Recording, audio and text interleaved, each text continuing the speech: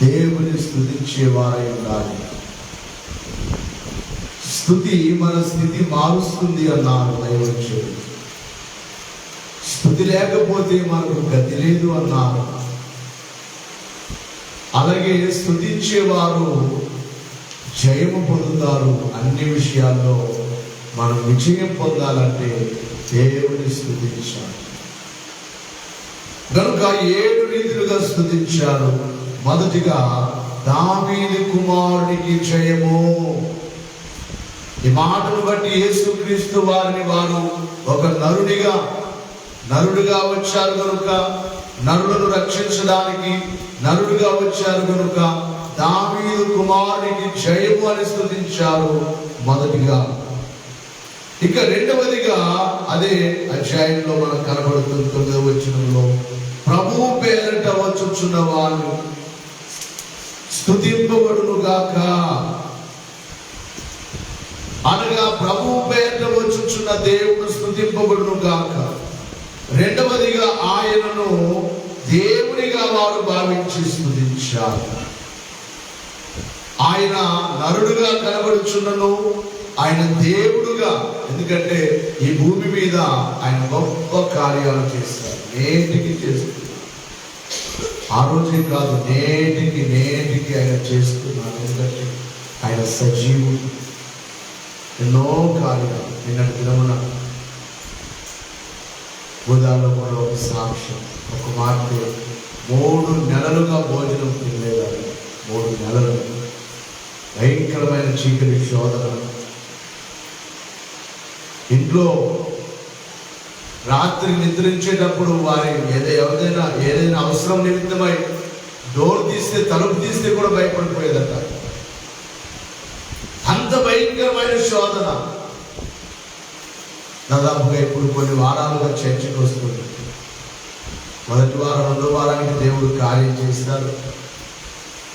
నిన్న అడిగాను ఎలా ఉందమ్మా అంటే, ఇప్పుడు చాలా బాగుందయ్యా, మొదటి వల్లే నేను బాగున్నాను. దేవునికి మహిమ కలుగుతుందా?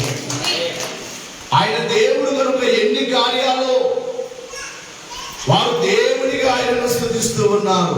దావీదు కుమారునిగా నరుడిగా స్తుతించారు, దేవునిగా స్తుతిస్తున్నారు. మూడవదిగా చూసినట్లయితే రాజుగా స్తుతించుచున్నారు. ఎవరు? రాజు. ఆయన రాజులకు రాజు. దేవుని యొక్క వాక్యాలు ఒకసారి చదవగలిగితే లూకా సువార్త 19వ అధ్యాయము 38వ వచనాన్ని ఒకసారి చదువు.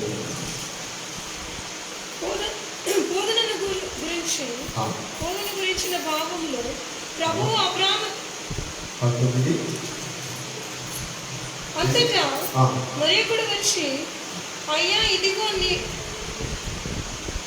యేసు ప్రభుని స్తుతించుదా.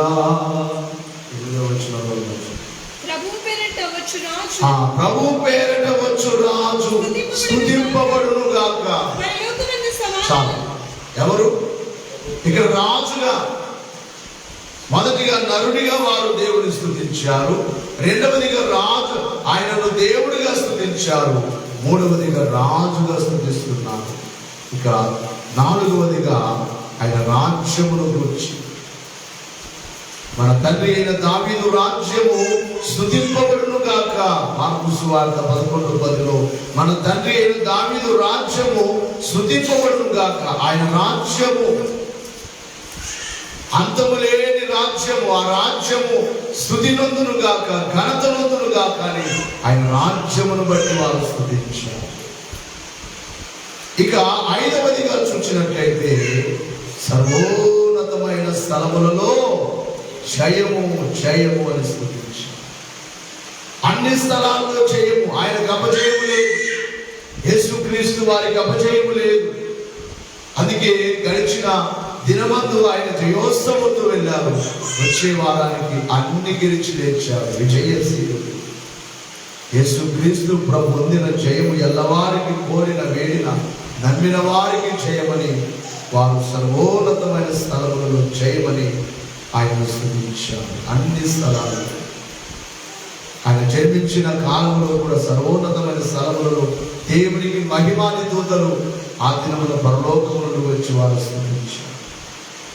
ఇక 6వదిగా చూసినట్లయితే ఆయన సమాధానకర్తగా వారు స్తుతించారు. పరలోకమందు సమాధానం.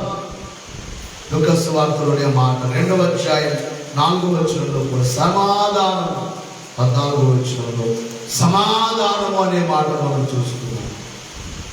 ఆయన సమాధానకర్తగా వారు దేవుని స్తుతించారు.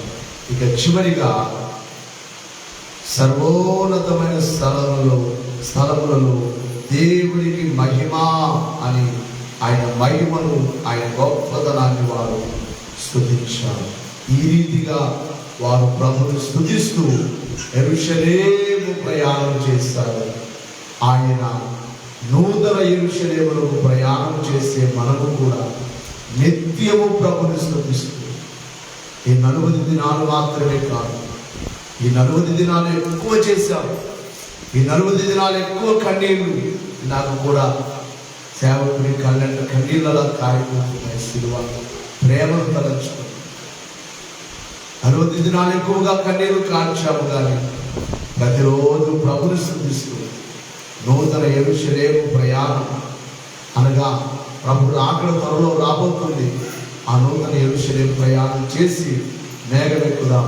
అట్టి వాక్యం మనకెవరకు దేవుడు అనుగ్రహించును గాక. దైవాశిష్యులు కలుగును గాక. ఇక ప్రార్థన చేసుకున్నాం. దేవుడు వినిపించిన వాక్యం ప్రార్థన.